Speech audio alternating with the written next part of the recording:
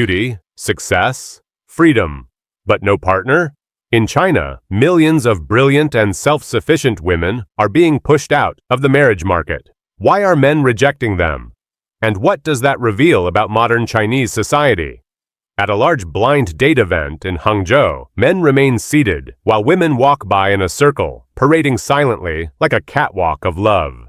The scene, more reminiscent of a fair than a heartfelt encounter, reveals a growing phenomenon. Far more women than men are searching for a partner. This is where the term shengnu comes in, literally translated as leftover women. It refers to those over the age of 27 with college degrees, solid incomes, and no marriage. In other words, high-achieving women who have been sidelined in the marriage market. The system is ruthless. A woman who earns her bachelor's at 22, a master's by 25, and a doctorate by 28 is already labeled as leftover. Even those who stop at a master's and don't marry within 3 years face that critical age of 28. And the social stigma that comes with it. The issue is compounded by the fact that many men in their 30s still prefer women in their early 20s, leaving older women with few real opportunities to form lasting relationships. Statistical data reveals that in Beijing alone, there are over 800,000 single older women, and the number keeps growing. Shanghai, Shenzhen, and Guangzhou show similar patterns. At Shanghai's well-known marriage market in People's Park, it's often the parents who attend on behalf of their children, most of them looking for husbands for their daughters. But why this imbalance? The reasons are deeply tied to urban economics. In big cities, where housing prices are high, many men who can't afford to settle down end up returning to their hometowns to find stable jobs, buy cheaper homes, and marry there. Women, on the other hand, tend to stay in large cities, prioritizing independence and career growth. For the men who do manage to settle, monthly salaries of 40,000 to 50,000 yuan, a house, a car, and a solid career. That often happens after age 35. But once successful, these men tend to pursue younger, more attractive partners, placing older women, even high-quality ones, at a disadvantage both in age and appearance. On August 9th, the channel Curiosity Encyclopedia shared a video on the platform X featuring an older single woman sharing her thoughts on dating. Hello, 大家好. Hi everyone, I'm a high-quality single woman. I have 3 million in savings, 3 properties, and 2 cars. I'm only open to 2 types of men, those in their 20s or those over 50. Both age ranges work for me. One gives me youth and fun, the other gives me financial comfort. I won't date men in their 30s or 40s. Why? Because there's too much competition. Also, men in that age range tend to be arrogant and overly demanding. If I date someone young, it's for emotional value. If older, for material security. That's why I completely exclude men aged 30 to 40. China's economic slowdown has also triggered a spike in people who no longer want to marry. According to the National Bureau of Statistics, there are nearly 240 million single people in the country, and more than 100 million of them are women. Amru Zhang, a 30-year-old user, expressed her frustration in a video on Douyin, admitting she feels under pressure. I'm already 30, and all my close friends are either engaged or married. I'm the only one still single. My family says I'm too picky, that I don't try hard enough on dates. And that's why I've become a leftover woman. But that's just not true. I know who I am. I'm average in looks, education, and finances. That's why I don't ask for a house, a car, or a large dowry.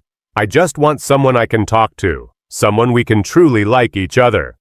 But every time I date someone, I try hard. I lead the conversation. And then they just ghost me. I don't know what I'm doing wrong. And it gives me a lot of anxiety. In Chinese society, older single women are often viewed with pity, as if not marrying were a sign of failure or a lonely, bitter old age. But more and more women are pushing back on that narrative. Rather than hide, they embrace their freedom. Redefine what personal success means. It's not about settling. It's about living authentically. Even if that means walking alone. Because perhaps the real question, in a rapidly changing society, isn't why so many women are still single, but why we still believe being alone is a problem. Can losing your job also mean losing your marriage? In today's China, unemployment is no longer just a financial blow. It could also mark the beginning of the end of your relationship. A disturbing trend is spreading. When the money stops, so does the love. A recent viral case has raised alarms. According to reports, if a man in China remains unemployed for over a year, the likelihood of divorce skyrockets past 85%. The tech sector, especially programmers, is among the hardest hit. The phrase circulating on Chinese social media sums it up. When the bank transfers stop, love resets to zero. When my husband lost his job, I was the one who asked for a divorce. At first, I thought I was overreacting. But then I realized 3 of my close friends had divorced for the exact same reason. Her husband, in his 40s, worked in a building materials company. He was laid off last May due to an industry downturn and because of his age. For months, he pretended he still had a job. He'd leave early, claiming to visit clients, but was actually just drinking tea with friends. When he finally confessed, she tried to support him. But instead of job hunting, he wandered the city or spent his days playing video games. The tension at home rose. Small arguments became constant. Just 2 months later, she filed for divorce. Unemployment is spreading like a tide across China, and more people are hiding it. Some even pretend to go to work every day to avoid worrying their families. On social media, warnings are everywhere. If you're a man and lose your job, don't stay home. If you don't cook, don't clean, and you're not bringing in money, your marriage will collapse before you know it. Studies confirm it. When high-earning men lose their jobs for more than 6 months, family conflict rises sharply. If unemployment lasts more than a year, the divorce risk jumps beyond 85%. But this crisis has also sparked bizarre solutions. In Chengdu, a young entrepreneur launched a company called Fake Work Incorporated. What's the concept? A pretend office where unemployed people can act like they still have a job to keep up appearances at home. At first glance, we look like a normal office, but we're actually an adult daycare. For 30 yuan a day, you get a desk, high-speed Wi-Fi, a comfy chair, and an immersive work-like environment.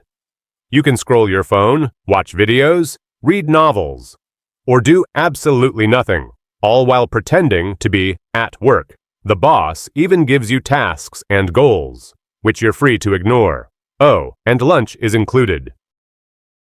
In Dongguan, a similar company called No Work LLC is fully booked. Their employees pay a daily fee to go to work, but once there, they're allowed to sleep, watch movies, mock their boss, and leave whenever they want. In a country where professional success is a relentless pressure, pretending to be busy has become a survival strategy.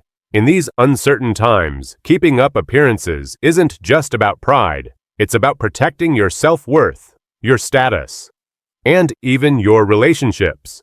Because in modern China, it's not enough to work. You must look successful, even if it's all fake. But the social pressure doesn't stop at jobs. In recent months, another pillar of life for millions of Chinese has started to crack: the real estate market.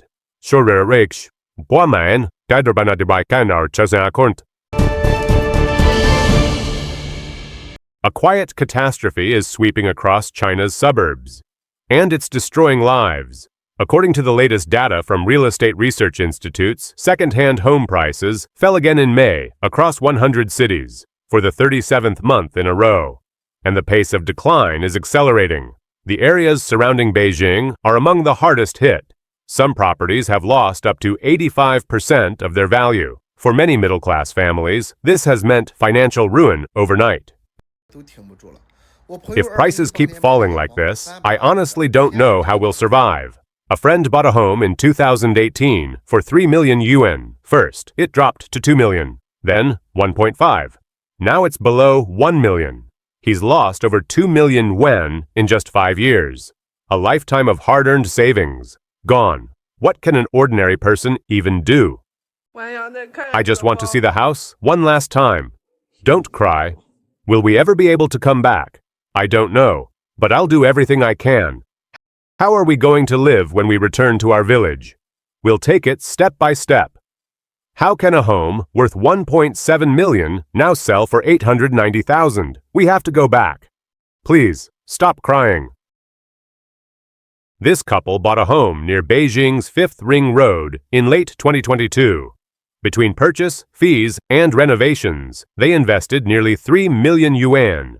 They signed a 25-year mortgage, total cost 4 million yuan, including 800,000 in interest. Now, similar units in their building are listed for just 2.18 million, and even those aren't selling. In a single year, their home has lost 800,000 yuan in value. Their entire down payment wiped out. It's entirely possible for a 3 million yuan home to fall to 1.7 or even 1.5 million.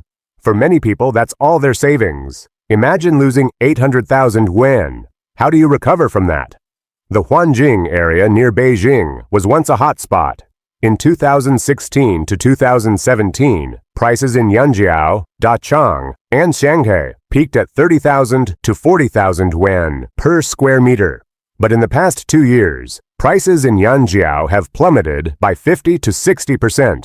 Today we're looking at Yongqing, part of Huanjing. A few years ago, Hangzhou was the face of price crashes, dropping from over 30,000 yuan per square meter.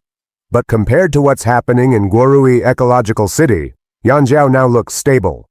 Guorui Ecological City lies between Beijing and Tianjin, once thought to be a promising location. After 2017, no one expected prices to collapse like this. Today, second-hand apartments in Guorui sell for just over 4,000 yuan per square meter. And even at that price, there are no buyers. Some residents now face a bitter irony. They paid 23,000 yuan per square meter, while neighbors got in later for 4,000 yuan. People once dreamed of owning here to move closer to Beijing. Now that dream has turned to dust. In some areas, homes have lost 75% of their value. Are you scared? You should be. In many cases, resale value has dropped below the remaining mortgage balance. Some owners are abandoning their homes outright. Imagine owing 2 million yuan for a house now worth only 1.2. People stop paying. They hand the keys to the bank. Some can't even afford food. They may look polished, well-dressed, well-spoken, but many professionals are at their breaking point. The pressure is unbearable. The blogger Lao Hao tells of one buyer who paid 2.6 million yuan. Today, that same home is worth less than 400,000. That's an 85% collapse. How bad is it around Beijing? Price cuts of 50, 60, even 70% are common. In parts of Yongqing, values have fallen over 80%.